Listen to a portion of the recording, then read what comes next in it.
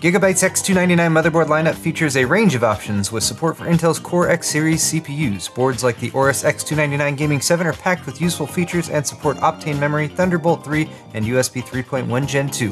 Click the link in the description for more information. Excellent! So like a week or two ago, a bunch of people did videos on NZXT's new case, the H400i, a full tower intelligent case that NZXT has integrated some fancy new technology into to help you connect up fans, connect up RGB, and also some intelligence to control those features. Now what I'm going to do today theoretically might be your first look at the smaller version of the H400i. This is the H400i. It's a micro ATX case, also available in a variety of colors. I have the black and red version today.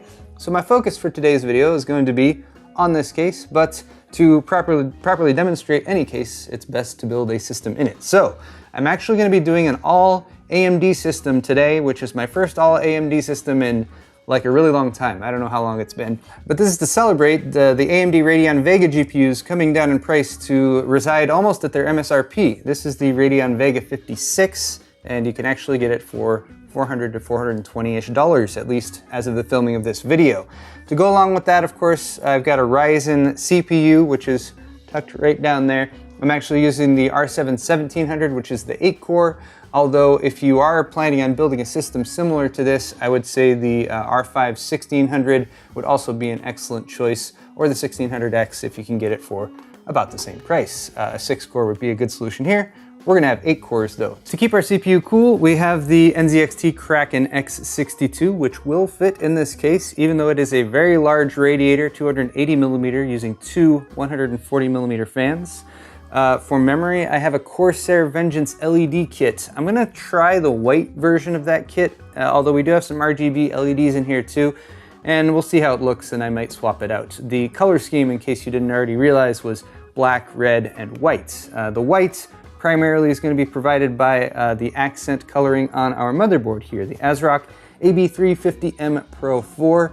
And if you're looking for a micro ATX AM4 motherboard that supports Ryzen CPUs, that looks pretty nice and that has the features that you'd want on a motherboard, like 4 DIMM slots as well as M.2 support, this board has it, and it's only about 75 bucks. The B350 chipset also means that it does allow overclocking of the Ryzen CPU, and it does have some cooling on the power delivery for the CPU as well. So hopefully we can get a bit of an overclock out of that too. We of course need to power the system, so we have the Corsair V650 power supply, which is going to get the job done. It's 80+ gold rated and it has all black cabling. And finally, for storage, we have a new budget-oriented SSD from OCZ Toshiba. This is the TR200, 480 gig version of it here. This is available in 480 and 240 gig capacities. And I wanted an SSD and I didn't want one that was too expensive. So there you go. Let's go ahead and get this build underway.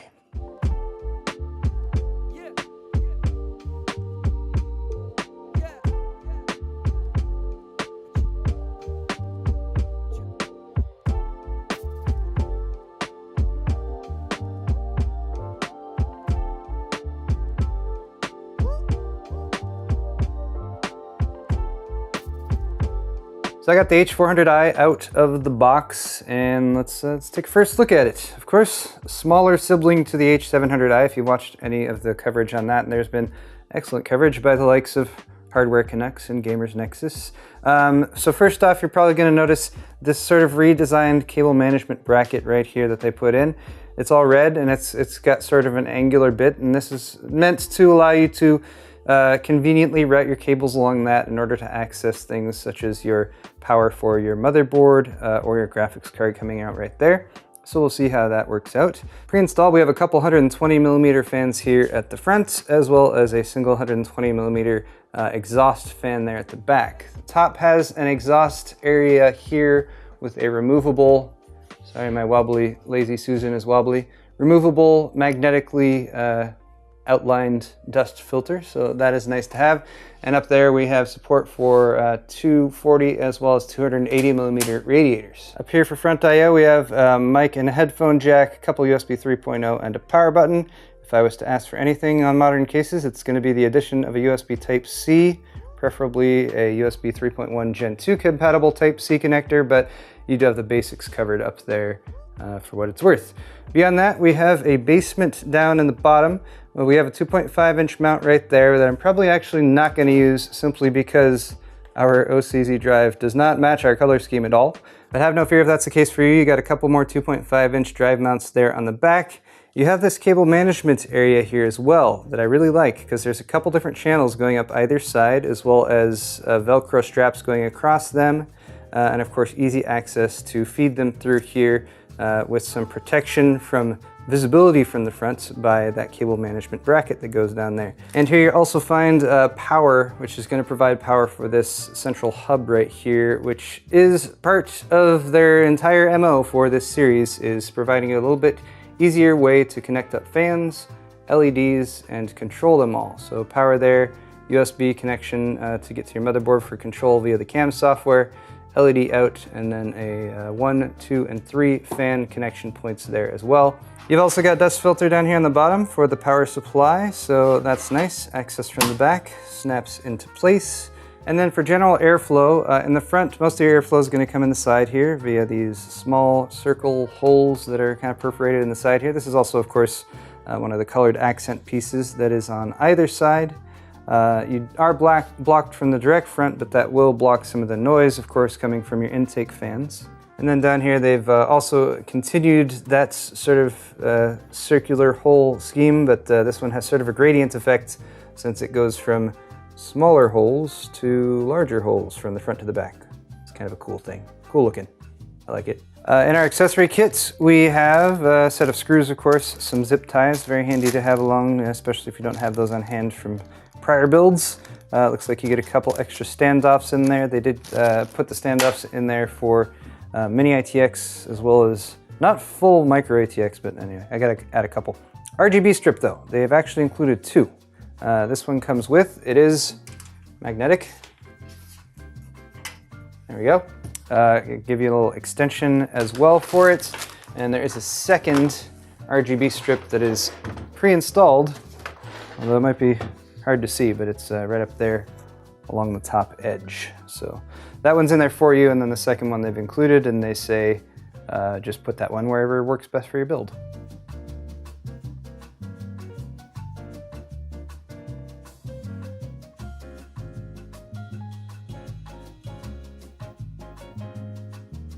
Front panel up here is made of metal, so that is nice, and still removes in the classic way that front panels usually remove, with some prongs in there that latch into the case itself.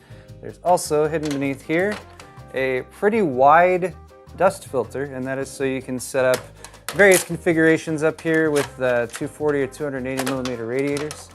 We're of course going to be installing the Kraken, so we'll show you how much space you got there, but there's a lot of space for radiators, and I imagine push-pull configurations depending on the thickness of your radiator and all that. But for now, we're going to get these fans out of here.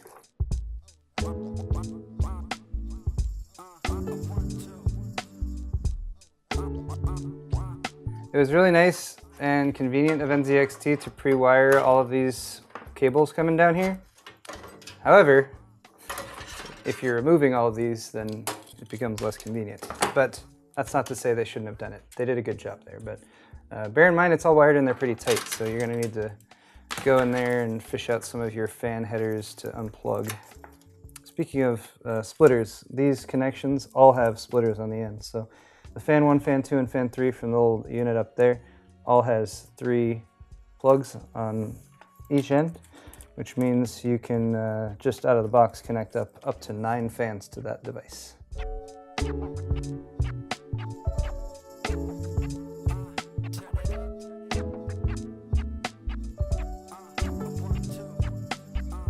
Now, to make sure this build was as NZXT as possible, they did send over some extra fans, and the fans are RGB, and we know how much people love RGB, so the top 140 fans and the rear 120 fan we're going to replace with NZXT Air RGB 140s, and the kit that we have here also comes with a Hue controller, a Hue Plus controller. So we'll use that to connect these up.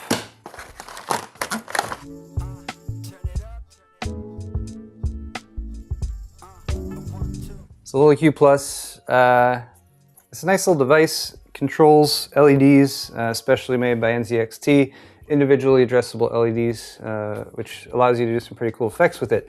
Discovered a shortcoming here with this case and compatibility, which is that our 2.5-inch drive mounts, the one in the back here, this is a very thick unit, by the way, so this isn't going to be a problem with pretty much any SSD on the market, but won't fit back here. There's simply not enough space there for the side panel to go on.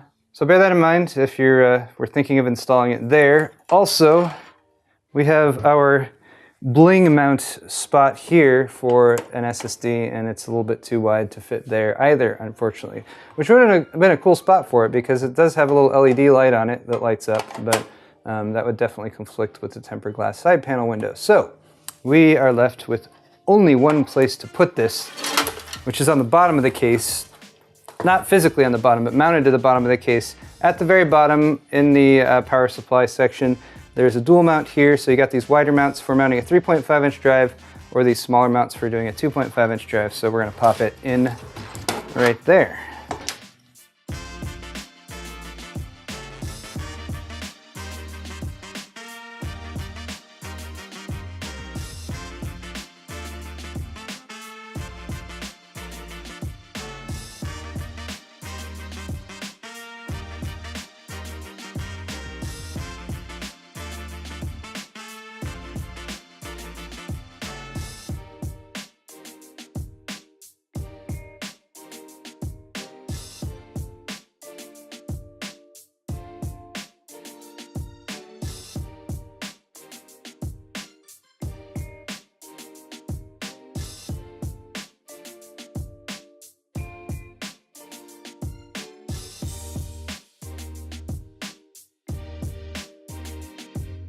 So guys, at this point I thought we might be a little bit further along, but the fact is that when you're attempting to connect up a bunch of RGB all at once and you want it to be addressable and that kind of thing, there are some potential complications.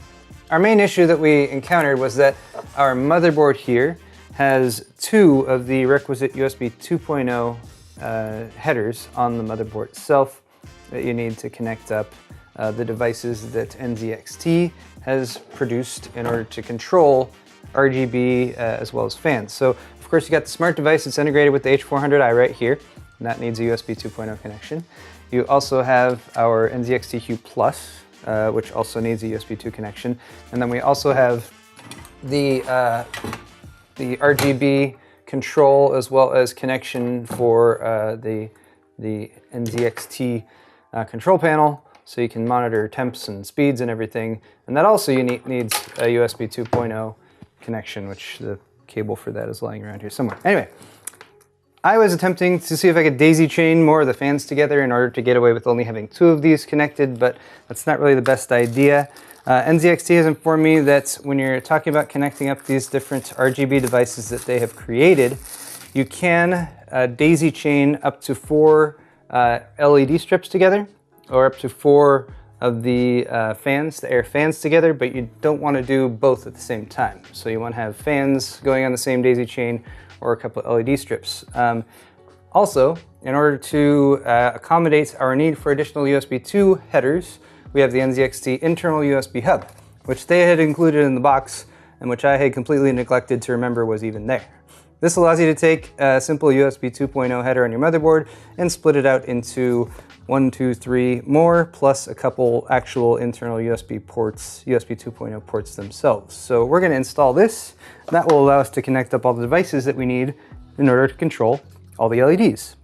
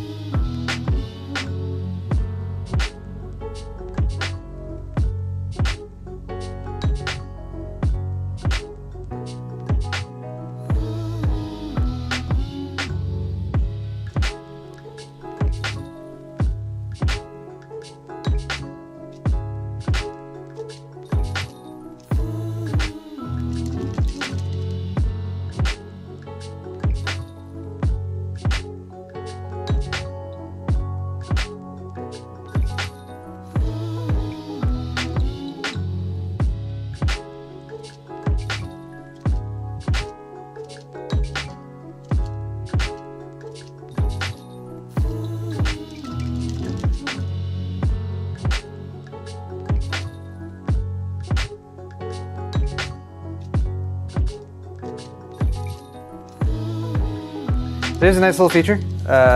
Only just realized this was a thing, but removable front tray for your radiator, for your all-in-one or otherwise cooler, which is convenient because if you need to do something like pass those tubes through there or something like that, it makes that a bit easier to do.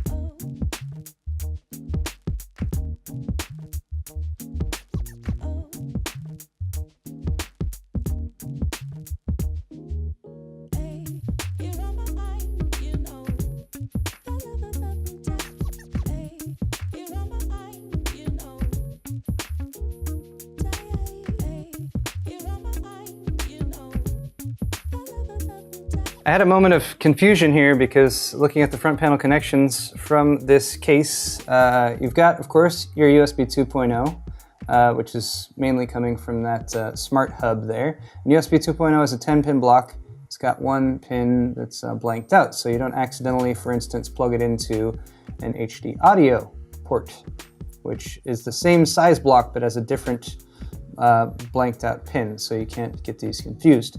I suddenly saw what I thought was another USB 2.0 header coming from the front and got confused and then realized, no, this is front panel. Front panel connectors in a little block the same size as a USB 2.0 pinout header, which is actually pretty convenient provided your motherboard has this same exact configuration, which our ASRock motherboard does as far as I can tell, so that's cool. But just keep an eye out and remember you now have potentially 3 different little 10-pin blocks to distinguish between in your case, or in my case. Whatever the case may be. There's a rim shot for you, Joe.